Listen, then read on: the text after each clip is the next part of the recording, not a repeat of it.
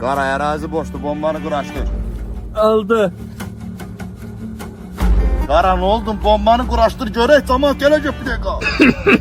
Boss, bomba hazırdır.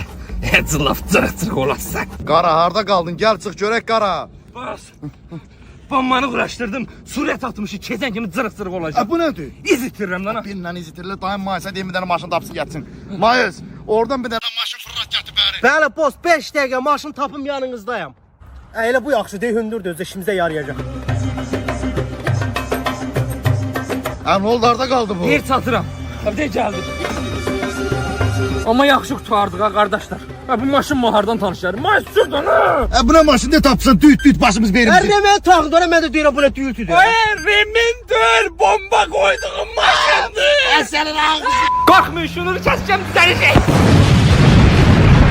TikTok videolarıma beğeni vurmaq istəyirəm. TikTok beğeni hiləsi üçün yuxarıda gördüyünüz bu sayta daxil olub, siz də güvənlə heç bir şifrə daxil etmədən beğeni sayınızı yüksədə bilərsiniz.